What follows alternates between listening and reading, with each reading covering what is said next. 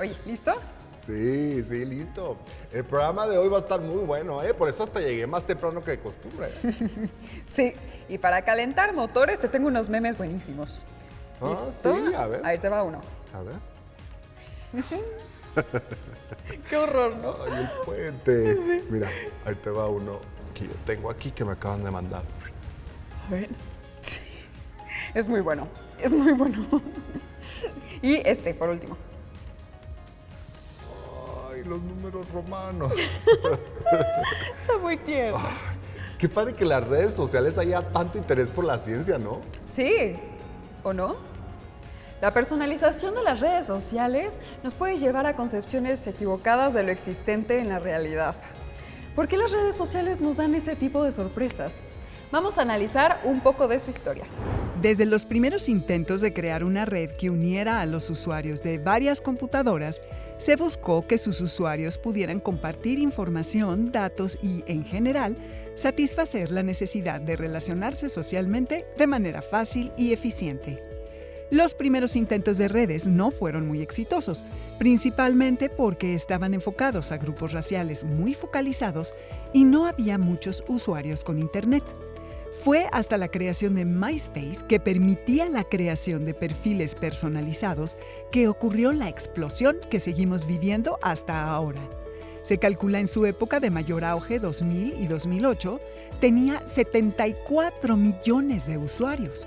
Sin embargo, pronto sus competidores se dieron cuenta que podrían simplificar la experiencia del usuario concentrándose en perfiles fotográficos o de imágenes, ofreciendo una experiencia más ágil y multimediática. Finalmente, en 2008, la llegada de Facebook al público mundial sepultó la popularidad de MySpace para siempre. Facebook fue creada en 2004 por Mark Zuckerberg. Inicialmente solo involucró a jóvenes universitarios estadounidenses. Su éxito fue tal que un año después de su lanzamiento ya tenía 2 millones de usuarios en más de 500 universidades estadounidenses. Su apertura al público general ocurrió en 2006. Su popularidad alcanzó niveles estratosféricos e insospechados. Y muchas empresas vieron en Facebook la oportunidad de medir sus públicos, alcanzar otros nuevos o promocionarse de manera cómoda y focalizada. Esto condujo a la red social a ser la más empleada del mundo, alcanzando los 1.650 millones de usuarios activos en 2016. Con semejante éxito vinieron también algunos problemas, como las severas acusaciones de traicionar la confidencialidad de la información de sus usuarios, colaborar con terceras partes para el espionaje ciudadano y otros reclamos que fueron no poco polémicos y llevaron al propio Zuckerberg a juicio.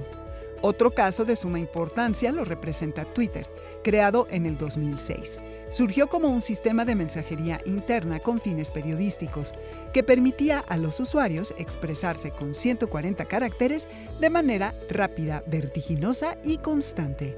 Twitter ganó tal popularidad que hoy en día tiene más de 500 millones de usuarios que generan 65 millones de tweets a diario y maneja más de 800,000 búsquedas diarias. Su influencia en otros medios de comunicación como la radio o la televisión es notoria, funcionando como el SMS de Internet, dada su inmediatez y fugacidad. Actualmente hay una multitud de diversas redes sociales, cada una con sus características particulares. La llegada y explosión de las redes sociales permitió que exista un sinfín de contenidos que los usuarios pueden ver y compartir. Si bien se trata de un enorme avance para la sociedad que permite que tengamos una democracia de información, esto podría esconder una trampa. Es decir, ¿hasta qué punto los algoritmos de las aplicaciones permiten que veamos todo sobre todo? ¿O hay ciertos mensajes antidemocráticos que son más fáciles de encontrar y que nos hacen creer que es el mundo? Las redes sociales funcionan recopilando información personal sobre nuestros gustos e intereses. El éxito de ellas se basa en que nos ofrece como retroalimentación información parecida a la nuestra, ¿no? A la personal. Sin embargo, su algoritmo personalizante puede crear una falsa impresión, la idea de que todo lo que consumimos es todo lo existente. Para darnos una idea de cómo funcionan estos algoritmos, vamos a la siguiente entrevista. Hola, ¿qué tal? Estamos con Mariana Cañas Delgado, quien es maestra en gestión empresarial y Lead Business Analyst en Google. Mariana, ¿qué tal? ¿Cómo estás? Hola, ¿qué tal? Muy bien, muchas gracias. Gracias por estar aquí con nosotros. Mariana, ¿qué es un algoritmo personalizante de la red y para qué sirve? Un algoritmo, bueno, empezamos por qué es un algoritmo, ¿no? Un algoritmo es una serie de instrucciones o funciones que se van a ir ejecutando secuencialmente para obtener un resultado, ¿no? ¿Cuál va a ser nuestro resultado en esta parte de las redes? Bueno, lo que yo quiero ver, lo que yo quiero comprar o lo que yo estoy buscando, ¿sí? Es decir, todas las redes, pues obviamente están llenas de información, están llenas de posts, de comercio de canciones, de todo lo que la red se refiere, ¿no? Lo que la red vende o lo que la red, para lo que lo utilizamos. Entonces, ¿qué es lo que va a hacer? ¿Para qué es un algoritmo personalizable aquí? Es realmente me va a ayudar para ver lo que yo quiero ver, o para lo que yo quiera segmentar de acuerdo a mis necesidades. Esto es, imaginemos que es un periódico o una revista, y lo que va a hacer este algoritmo es elegir quién va a ser la portada de la revista, cuáles van a ser tus artículos personales de lo que tú quieres. Oye, Mariana, ¿y cómo? Es muy interesante. ¿Cómo es que estos algoritmos se construyen? ¿Cómo es una estructura de este tipo de algoritmos personalizantes? Mira, todo esto, durante muchos años, toda la parte de las redes, entiéndase, tanto redes sociales como Google, todo esto, tenían realmente algoritmos muy, muy básicos, ¿no? Muy, muy fáciles de interpretar. Si tú vas a buscar, por ejemplo, una página, o si tú estás, por ejemplo, en Spotify buscando una canción de acuerdo a tus gustos, lo que te va a decir es, ok, tú eres de tal región, te gusta tal tipo de música, y yo creo que ahí es cuando empieza el algoritmo, de acuerdo a lo que tú estás escuchando, bueno, pum, esta es la música que más o menos a ti te queda, o bien este es el top, el hit del momento, de acuerdo a la región que tú tienes, ¿no? Y eso es nada más hablando con datos básicos, porque poco a poco tú vas alimentando todo este algoritmo con más datos, que es acerca de la música que tú escuchas regularmente, cuál es la canción que más pones, cuál es el artista, de igual forma en Facebook, ¿no? Qué es lo que te gusta, qué es lo que no te gusta. Entonces, bueno, así se va formando y así se va desarrollando. También hay ciertas herramientas, no nada más con nuestra información, sino también hay ciertas herramientas que las mismas redes están poniendo. Por ejemplo, te mencioné el botón de like en Facebook, durante muchos años no existió, y bueno, eso es lo que le da todavía mayor información a Facebook para saber qué es lo que nos gusta, para dónde moverse. A los pocos años, me parece que a los 2 años, ya vemos unos botones de reacciones que ahí nos va a afinar todavía la búsqueda para ver en qué cosas tenemos más engagement, ¿no? Qué es lo que nos gusta, e inclusive ya qué no nos gusta con el de me enoja, ¿no? O qué cosas me encantan con el corazoncito. Es bien interesante lo que nos platicas, porque al final cuando nosotros utilizamos las redes sociales como usuarios, estamos subiendo información en tiempo real todo el tiempo, ¿no? Y personas como tú que se encargan de analizar todo este Big Data para poder tomar decisiones. Entonces, ¿podríamos decir que este tipo de algoritmos personalizantes son estáticos o evolucionan en el tiempo, son dinámicos? Evolucionan totalmente. De hecho, lo que tenemos nosotros es que cada algoritmo está configurado con todas las reacciones, con todas las herramientas que tenemos, y si a eso todavía le pones los datos completos que tú estás todos los días poniendo, que acerca de, no nada más de tu persona, de tu creencia, de no sé, de partidos políticos, de religión, de todo esto. Entonces todo eso va evolucionando para afinar todavía las búsquedas, y si a esto todavía le sumas que tenemos también por acá procesos de marketing, que inclusive ya nos metemos al Big Data, nos metemos al Data Science, que son todas estas técnicas y ciencias para poder tener inclusive modelos predictivos, ¿no? Que ya te pueden predecir qué es lo que a ti te va a gustar, ¿no? Cuántas veces no hemos estado en la red y de repente, no sé, traemos pensado necesito cierta cosa, o tienes cierta canción y pum, te parece, ¿no? Y tú dices, bueno, me están espiando, ¿qué onda, no? No hay brujería detrás de esto, ¿no? Es simplemente todos los datos que tú has puesto, que por ahí has visto, que no te das cuenta muchas veces, ¿no? Porque para ti, tu usuario, pues es de manera orgánica, ¿no? Entonces, bueno, es así como pasa y es así como te van llevando a lo que conocemos como burbuja, ¿no? Burbuja personalizable, donde tú ya creas tu propio mundo y todo se muestra de acuerdo a tus gustos y a tus preferencias. Esto que nos comentas es súper interesante para los chavos de prepa, porque estas quizás son como las más recientes o las carreras más nuevas que pueden estudiar, como, ¿no?, data scientist y analizar big data para tomar decisiones y trabajar básicamente con algoritmos personalizantes. La verdad es que es súper interesante y la verdad es que hay un campo enorme, porque no nada más estamos hablando de analizar para vender, ¿no? También podemos ver el otro lado, que es precisamente para ver las necesidades de un país, para ver inclusive las necesidades de salud.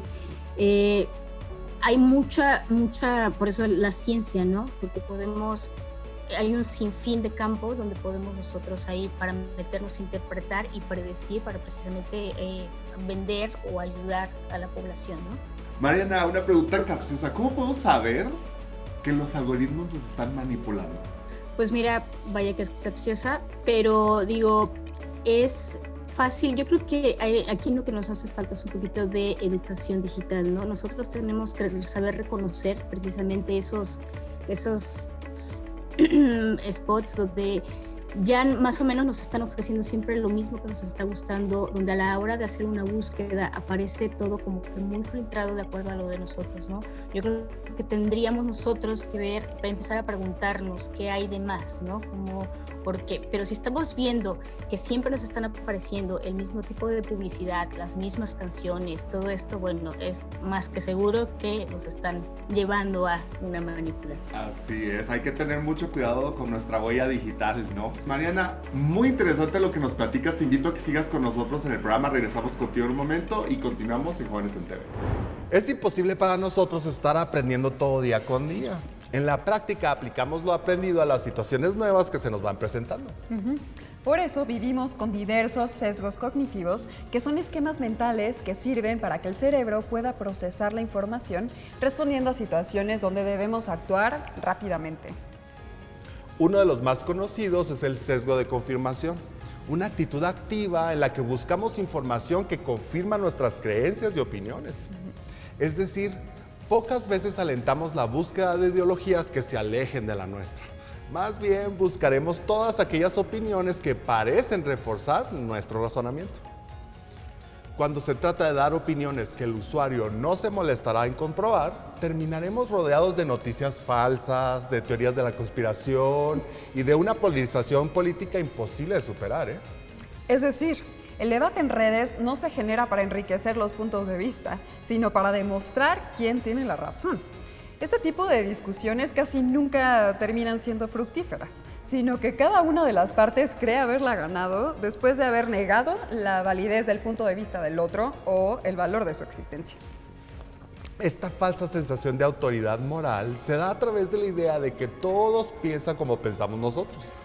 Como constantemente consumimos contenidos que refuerzan nuestras ideologías preexistentes, automáticamente desacreditamos ideas que provengan de sectores externos. De esa manera, lo que acaba ocurriendo es que nos encerramos cada vez más y más y más en nuestras opiniones. Inicialmente, seguiremos una mayor cantidad de personas con ideas similares a las nuestras. Después, serán las propias redes las que nos sugerirán seguir a quienes van a agradarnos, generando un sesgo de la realidad. Y bueno, para terminar de descifrar los misterios de los algoritmos personalizantes, vamos a la siguiente entrevista.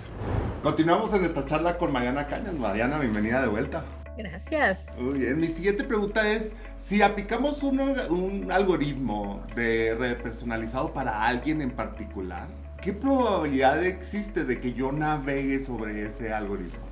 Es totalmente, pero hay una probabilidad casi te podría decir del 100%. ¿Por qué? Porque nosotros cuando estamos metiendo toda nuestra cantidad de información, lo que se crea es algo llamado burbuja de información, ¿no? Cada persona tiene su burbuja de información y es la que te va a ir guiando, ¿no? Yo no puedo escoger actualmente a qué burbuja me voy a meter, ¿no? Pero todo esto es de acuerdo a las burbujas de información que tiene también la otra persona o de literal tal grupo. Entonces, todos esos caminos, digamos, ya están hechos por todo el algoritmo que ya vio, que ya analizó toda tu información.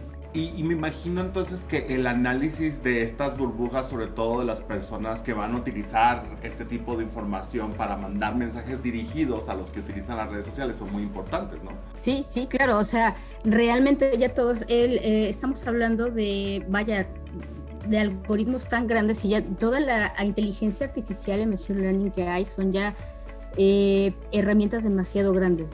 Todo este análisis ya es de cientos de personas que muchas veces no solamente una sola persona lo tiene, ¿no? Ya son análisis demasiado grandes, ya son computadoras demasiado grandes que tienen todo este análisis, ¿no? Que llevamos nosotros a cabo. Por ejemplo, te puedo decir que en mi trabajo pues solamente veo una pequeña parte, ¿no? La parte de educación, pero bueno, todos estos datos son explotados de manera exponencial realmente.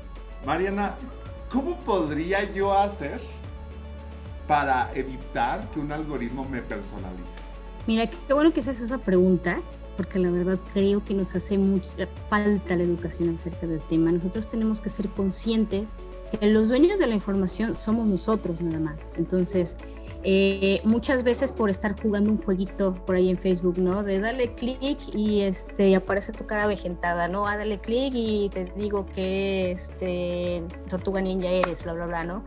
Gracias a esos jueguitos que son gratis aparentemente, pues están recopilando toda nuestra información. Es ahí que no son tan gratis, ¿no? La información realmente es demasiado cara y nosotros la estamos regalando. Entonces hace falta una concientización y una educación también de parte de nosotros. Digo, también está la parte de las leyes, que la verdad es que es un tema también que podemos extendernos muchísimo en la parte de legislación, porque también viene ahí la parte de la libertad de expresión, pero nosotros también tenemos que tener esta conciencia de no estar poniendo toda la información. Hay información que ya por default tenemos, como es la región donde vives, todo esto, pero bueno, podemos estar cuidando esos datos de no estar expresando todos. Mariana, antes de que existiera el internet, ¿existían algoritmos personalizantes de otro tipo? Y si sí, ¿cómo funcionaban? Y antes de que existiera el internet, pues, te puedo hablar de toda la parte social, que cómo nos agrupábamos nosotros socialmente antes, ¿no? Íbamos a clubs, íbamos a librerías, íbamos a cafeterías, y muchas veces todo esto era como que esa segmentación, ¿no? No era tan, desde la parte de la mercadotecnia, tan rendible, por decirlo así, porque no teníamos tantos datos como ahorita, pero sí existía ya como tal, digo, ok, ciertas personas de cierto estatus económico, por ejemplo, van a tal club, ¿no? Entonces ahí voy a poner un stand de venta de cosas, de productos de lujo, ¿no? Por ejemplo. Por ahí también, por ejemplo, mencionaba el fundador de Amazon, ¿no? Que lo que le quería regresar a la gente era precisamente cuando tú ibas hace muchos años a una librería, que ya te conocía el vendedor, y ya sabía, ya había visto, ya había analizado que siempre vas al mismo stand, siempre vas al mismo tipo de libros, el mismo tema. Entonces llega un momento en el que va el vendedor y te dice, oye, mira, cómprame este libro, ¿no? Entonces es eso exactamente, solamente que automatizado. Finalmente, Mariana, ¿cuáles crees tú que sean las ventajas y las desventajas de utilizar este tipo de algoritmos personalizantes? Dentro de las ventajas, realmente todo esto se creó con un fin bueno, ¿no? Con una ventaja, que es todos estos millones de datos y de información, si nos las dejaban caer, no le íbamos a poder leer, ¿no? Entonces, la ventaja es la segmentación, precisamente de ver qué es lo que a mí me está interesando, sobre todo en cosas de búsqueda, cuando estamos estudiando, por ejemplo, en un Google, para ver exactamente qué es lo que más aproxima a lo que yo necesito, ¿no? Y no tener que estarme leyendo muchísima información que tal vez para mí sea basura, ¿no? Entonces, bueno, ahí ya estoy llegando como que a un punto donde solamente voy a poder ver lo que a mí me va a ayudar.